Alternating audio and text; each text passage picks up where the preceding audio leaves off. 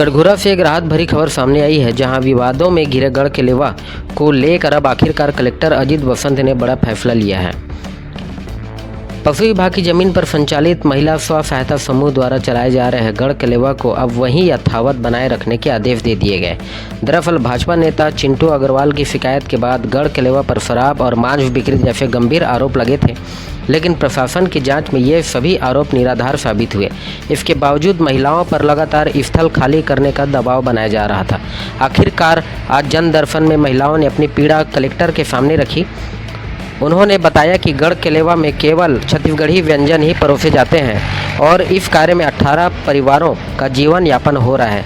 वहीं 250 महिलाएं पारंपरिक व्यंजन निर्माण से जुड़ी हुई हैं।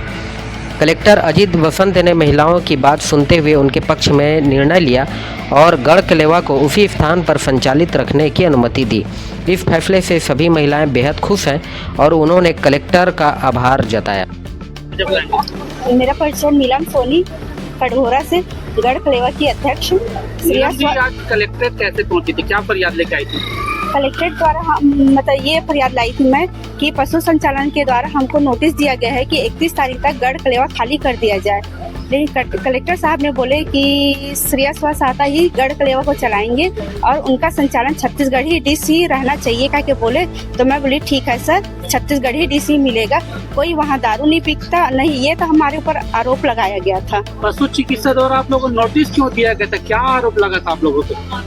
हमको आरोप ये लगा है कि वहाँ मतलब चिंटू अग्रवाल है जो भाजपा नेता, वो हमको ये किया गया कि वहाँ शराब पिलाया जाता है, मांस खिलाया जाता है, लेकिन तहसीलदार और नवाब तहसीलदार पटवारी के द्वारा सर्च किया गया है कि वहाँ पर आए थे ऑडिट करने, तो वहाँ पर कुछ नहीं पाया गया। सिर्फ छत्तीसगढ़ी डिश भोजन और छत्तीसगढ़ का चीला फरा बड़ा ये सब ही पाया गया है।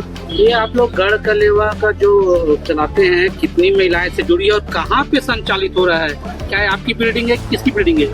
ये अपन लोग की बिल्डिंग नहीं है, ये तो पशु चिकित्सालय अधिकारी का वहाँ शासकीय भवन है, जो कलेक्टर साहब पूर्व संजीव झा जी थे, उनके द्वारा आवंटित किया गया था ये।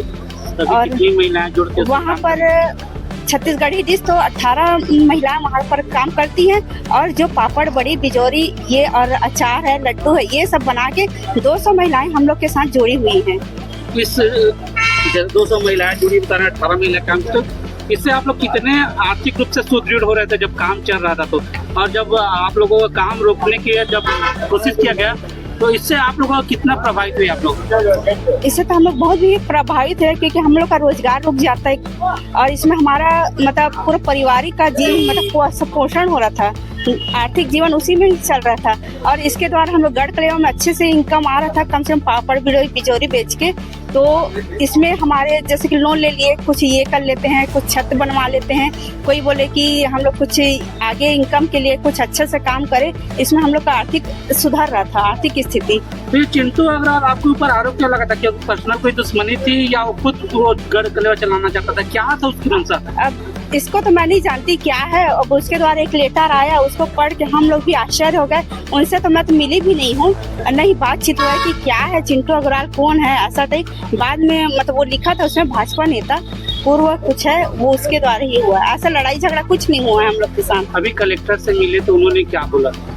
सर बोले कि आप ही लोग संचालन करिएगा श्रेया स्व सहायता समूह, और कोई नहीं करेगा। तो मैं ठीक है सर, और छत्तीसगढ़ी व्यंजन ही मिलना चाहिए, और इसमें एसडीएम सर आके ऑडिट करेंगे तो उनको छत्तीसगढ़ी भोजन ही मिलना चाहिए, मतलब डिश ही मिलेगा। तो ठीक है बोली मैं।